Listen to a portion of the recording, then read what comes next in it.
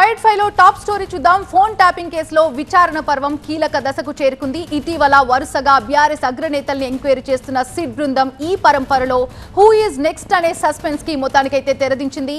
దర్యాప్తు బండి ఎక్కడ ఆగాలో అక్కడే ఆగిపోయింది. ఊహాగానాల మధ్య సంచలన నిర్ణయం తీసుకుంది సిట్.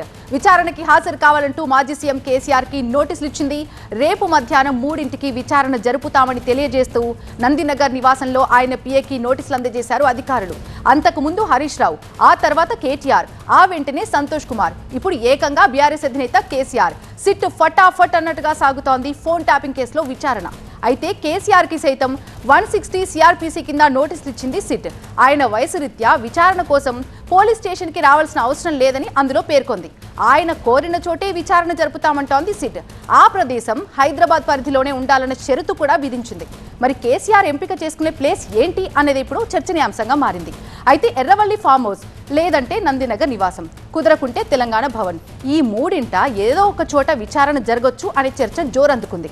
అయితే నోటీసుల ప్రకారం కేసీఆర్ ఎంపిక చేసుకునే ప్లేస్ హైదరాబాద్ పరిధిలోనే ఉండాలి కాబట్టి ఫామ్ హౌస్ లో విచారణ కుదరకపోవచ్చు. నందినగర్ ఇల్లు లేదా తెలంగాణ భవన్, ఆ రెండు ఆప్షన్స్ ఇప్పుడు కీలకం కానున్నాయి. అయితే ఈ నోటీసులకి కేసీఆర్ ఎలా రియాక్ట్ అవుతారన్నది ఇప్పుడు ప్రధానాంశంగా మారింది.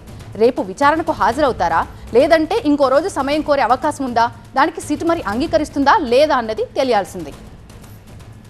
అయితే సిట్ నోటీసులకి వ్యతిరేకంగా భగ్గుమంటున్నాయి బీఆర్ఎస్ వర్గాలు. ఎక్కడికక్కడ ఆందోళనకు దిగుతామని హెచ్చరిస్తున్నారు.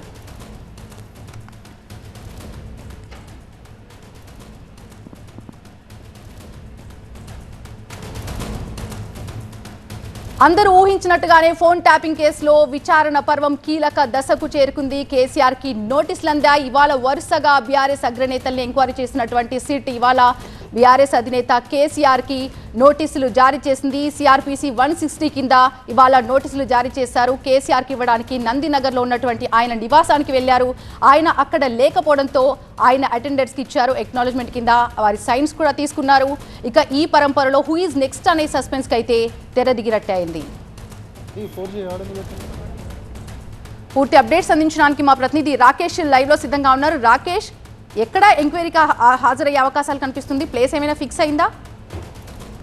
కొద్దిసేపట్లో ఫిక్స్ అవుతుంది. ఇప్పుడే హరీష్ రావు చేరుకున్నారు. దాని తర్వాత కేటీఆర్ కూడా ఫామ్ హౌస్ చేరుకుంటారు. అందరూ కలిసి నిర్ణయించి పార్టీ ఒక డిసిషన్తో ఒక ప్రకటన చేయనుంది. మోస్ట్లీ మనకు అందుతున్న సమాచారం మేరకు కొంత వాయిదా అడిగే అవకాశం ఉన్నట్లుగా తెలుస్తుంది. ఎందుకంటే రేపు నామినేషన్స్ ఉన్నాయి, బీ ఫామ్స్ పంపిణీ ఉంది. కాబట్టి రేపు ఒకరోజు ఆగి ఒక 2 రోజుల తర్వాత మళ్ళీ వాయిదా అడిగే అవకాశం కూడా కనిపిస్తుంది. పోలీసులు ఒకవైపు నందినగర్ వెళ్ళారు. నందినగర్లో విచారణ చేస్తే ఎలా ఉంటుంది, సెక్యూరిటీ అరేంజ్మెంట్స్ ఎలా చేసుకోవాలి, కార్యకర్తలను ఎక్కడి వరకు ఆపాలి, నాయకులందరినీ ఎక్కడి వరకు ఆపాలి, వీటిపైన కొంత ఎక్సర్సైజ్ కూడా చేశారు. దాంతోపాటు తెలంగాణ భవన్ని చూస్ చేసుకుంటే కనుక పోలీసులు అంగీకరిస్తారా, పోలీసులు అంగీకరిస్తే ఇక్కడ వచ్చేటువంటి పరిస్థితులు ఏంటి, ఇంత పెద్ద స్థలంలో కార్యకర్తలందరినీ నిర్వహించడం సాధ్యమవుతుందా, నేతలందరినీ బయటికి పంపించడం, ఇక్కడే ఒక న్యూస్ ఛానల్ కూడా నడుస్తుంది. ఇలా రకరకాల కాంప్లికేషన్స్, ఆబ్లిగేషన్స్ తెలంగాణ భవన్ వైపు ఉన్నాయి. ఇటు నందినగర్ అయితేనేమో పోలీసులు ఒకవేళ యాక్సెప్ట్ చేసినా కూడా చాలా ఇరుకుగా ఉండేటువంటి ప్రాంతం, చిన్న ఇల్లు, ఇంతమంది కార్యకర్తలు ఒక్కసారి తోసుకొని వస్తే ఆపడం కష్టం. పోలీసులు వెళ్ళడం, విచారణ చేయడం, ఒకవేళ సాయంత్రం వరకు విచారణ చేస్తారా, మధ్యలో బ్రేక్ తీసుకుంటారా, కేసీఆర్ ఎప్పటివరకు సహకరిస్తారా అనేది అక్కడ ఇంకో క్వశ్చన్ మార్క్. ఇక హైదరాబాద్ సిటీలో కేసీఆర్కు ఉంది ఇల్లు, పార్టీ ఆఫీస్ తప్ప ఇంకొక ప్రాపర్టీస్ లేవు. ఇక కేటీఆర్ నివాసంలో చేద్దామన్నా కూడా అదొక ప్రైవేట్ గేటెడ్ కమ్యూనిటీ. అక్కడ ఇంత హంగామాకు కొంత ఇబ్బందిగా మారుతుంది. ఇక మూడో ఆప్షన్ పోలీస్ స్టేషన్కే వెళ్ళడం. జూబ్లీహిల్స్ పోలీస్ స్టేషన్కు వాలంటరీగా ఏజ్ పైబడిన వాళ్ళని, 65 ఇయర్స్ పైబడిన వాళ్ళని విచారించాలంటే సుప్రీంకోర్టు గైడ్లైన్స్ ఉన్నాయి. ఆ సుప్రీంకోర్టు గైడ్లైన్స్ స్పష్టంగా చెప్తుంది, విచారణ ప్రాంతం ఎవరినైతే విచారిస్తున్నారో వాళ్ళకు అనుకూలంగా ఉండాలి, వాళ్ళు చూస్ చేసుకోవాలి. వాలంటరీగా వాళ్ళే పోలీస్ స్టేషన్కి వస్తా అంటే కనుక విచారణ అక్కడ చేయొచ్చు. సో కేసీఆర్ పోలీస్ స్టేషన్కి వెళ్తా అంటే ఇక్కడ ఎక్కడ అనువుగా లేదు, నేనే జూబ్లీహిల్స్ పోలీస్ స్టేషన్కి వెళ్తా అంటే కనుక పోలీసులు దానికి తగ్గ అరేంజ్మెంట్ చేసుకోవాల్సి ఉంటుంది.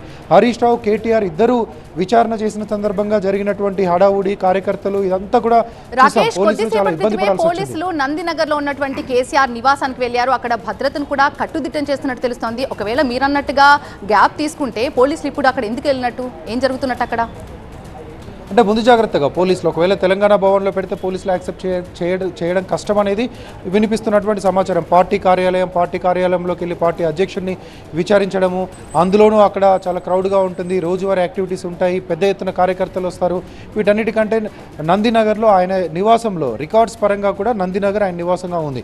ఎమ్మెల్యే రికార్డ్స్లో కానీ అంతకు ముందు ఉన్నటువంటి రికార్డ్స్లో, అసెంబ్లీ రికార్డ్స్లో కానీ నందినగర్ ఆయన నివాసంగా ఉంది. కాబట్టి అక్కడికి వెళ్ళి అక్కడే చూస్ చేసుకుంటే ఎలా ఉంటుంది, ఇరుకు గల్లీ పక్కన రెసిడెన్స్ ఉంది, ఎవరికి ఇబ్బంది కలగకుండా పోలీస్ విచారణ కొనసాగాలి, కేసీఆర్తో పాటు అడ్వకేట్స్ని అలౌ చేయాలి, అదేవిధంగా ఫ్యామిలీ మెంబర్స్లో ఒకరినో ఇద్దరినో లోపలికి అలౌ చేయాలి తప్ప మిగిలిన ఎవరిని కూడా అక్కడ ఉండడానికి వీల్లేదు.